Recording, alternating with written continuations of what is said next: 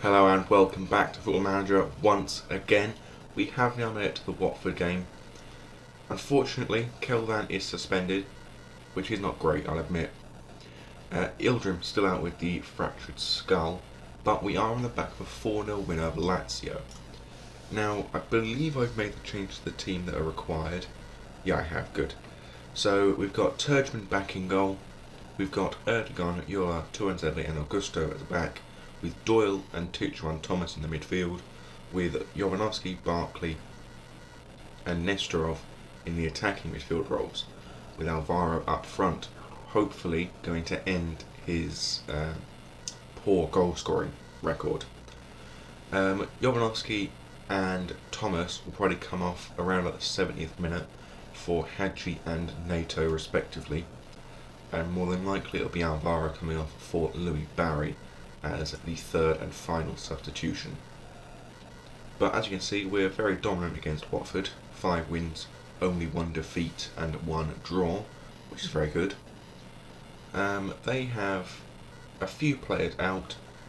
I'm expecting Ian van der Heide to be in the team because he's not badly low on condition anymore. He got injured a long while back, so he should be in the team. But then again, this is the AI. They could literally put an under 18 in the team if they didn't have to put a injured player in the team. Other than that, I don't think there are any major news. I don't believe.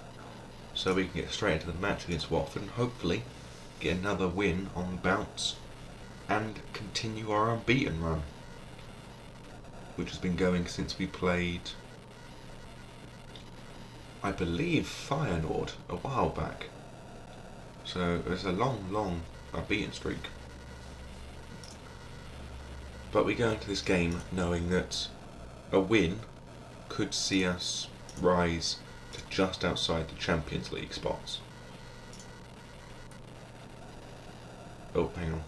Need to change this back. There we go.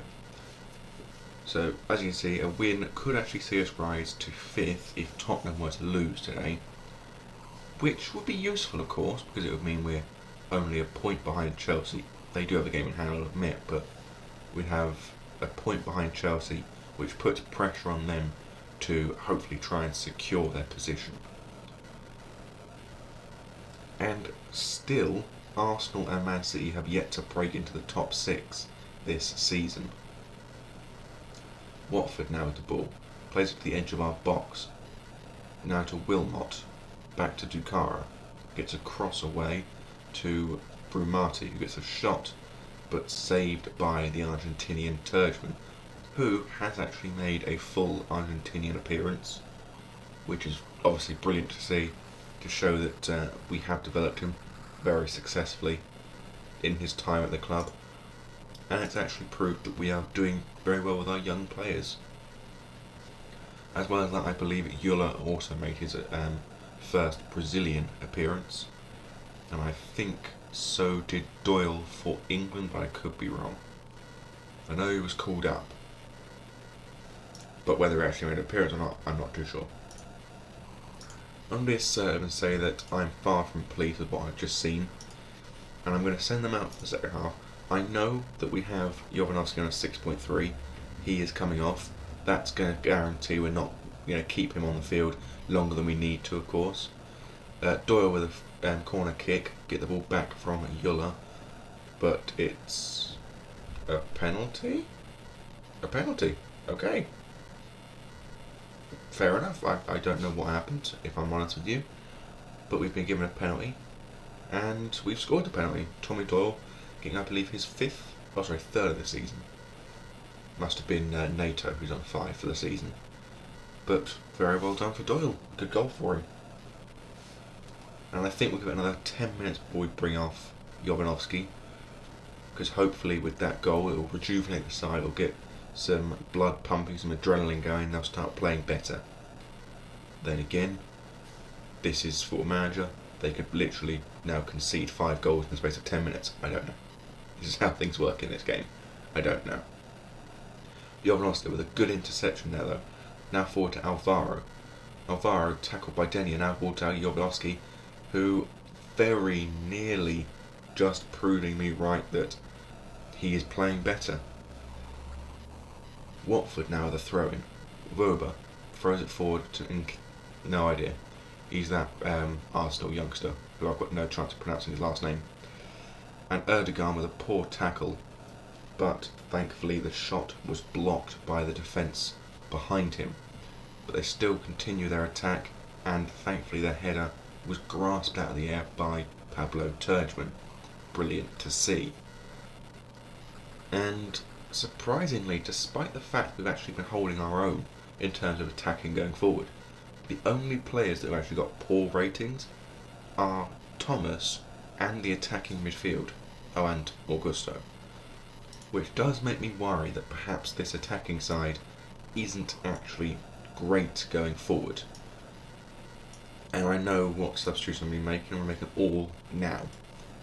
And it'll be these 3 substitutes. Because Nestorov, despite having a 6.4, isn't arguably that bad in his position.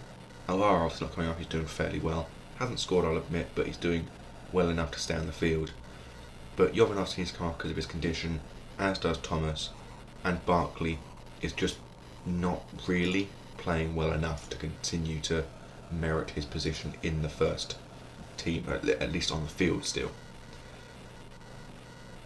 So, 60 minutes gone, we still lead 1-0 thanks to Doyle's 50th minute penalty. But because Tottenham, I believe, didn't lose earlier today, mean that we will not be going into 5th place. Goal kick now from Turgeman. Plays it long, looking for Lopez. No, looking for Alvaro actually, who gets the ball touched down to the edge of their box, but it's a terrible pass that gets taken straight out from the feet of Hadji, and thankfully the ball does not end up in the back of our net, nor behind it for a corner.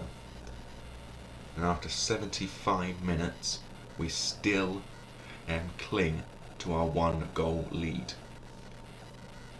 And whilst it is very tense having only a single goal lead in a game where arguably we are not playing well, it does become a bit of a hit and miss affair where we think, are we actually going to keep this lead? But by the looks of things, it does seem like we're going to hold on. Turgeman now with a free kick, kicks it long, finding Nestorov, heads on to Nato. Nato gets it round the midfielder to the edge of the box, gets across to the other side to Erdogan, who gets to the edge of the box, now inside, holding the ball up, looking for a cross into the middle, but it's a second penalty. That is very unfortunate for Watford. Hopefully Doyle won't shoot the exact same way again. He doesn't, and we still score the penalty. Doyle makes it his 4th of the season and 2 on the day, and very happily we are going to come away from Vicarage Road with all 3 points. At least I think it's Vicarage Road. They might have changed the stadium by now. Yes, Vicarage Road. And it looks like we're going to come away with all 3 points, despite the fact that arguably Watford have been the far better team. And Doyle has got an 8.8. That second goal put him from a 6.8 to an 8.8. It's rather impressive, I think you'll agree. I'll be calmly saying it was a very good result for us. It wasn't the best result we could have hoped for, but it was a good enough result to what we expected. So we go into the game against Arsenal on the back of a very good unbeaten run. Hopefully could see us into the semi-final of the Carabao Cup, and then on to Leicester on the 20th.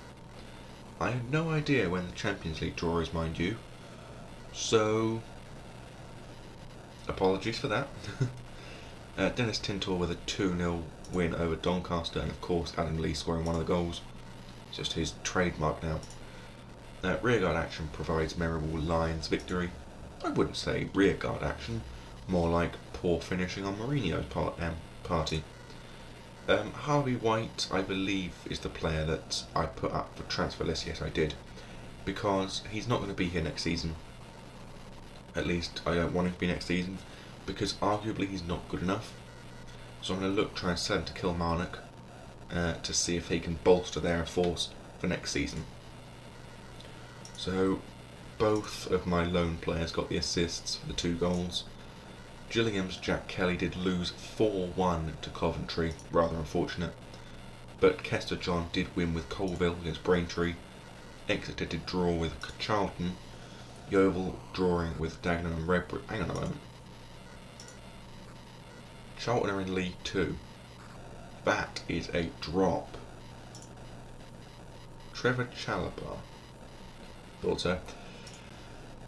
Clearly he's not very good. But yes, I did not expect Charlton to be all the way down in League 2 in 2026. But there you go. Konevich 1-0 draw for Yeovil. And Boston winning 2-0 against Salford. Very good result. Still no more goals for Coultas or Jones, unfortunate of course. Lee Smart doing another 2-1 win for Gateshead. A nice return from him this season, 7 goals, 13 assists. He's doing very well for himself as well. David Adenye did lose to Saint Lavelle's Bristol Rovers for Morecambe, and Saint Lavelle just proving more that he is very promising as a midfielder. And Iban Neto won't be playing against Arsenal. Obviously you won't see the Arsenal game, but he won't be playing against Arsenal. He needs to have that rest. And I think Titron Thomas deserves a first team appearance again. He did very well today's game in terms of being on to make sure we didn't lose too badly. So I think he deserves the position. I did not realise that Doyle was 25. I thought he was like 23, something like that. Like we signed him at 21, now he's 23 sort of thing, but clearly not. Apparently, Doyle in his first Premier League season only played 32 games. Was he injured for that season? I don't know, I can't actually remember, if I'm honest with you. In his first season with me, he did exceptional. Second season, did even better. Third season, didn't do as good. Fourth season, did better. And then this season, he's on course to do just as well. And I would not be surprised if he was probably one of the best English midfielders in the world. Unfortunately, he hasn't made his first appearance as I thought he had, but he has got a long enough career that he could quite easily do it before the end of it. And Ditazan did score, finally.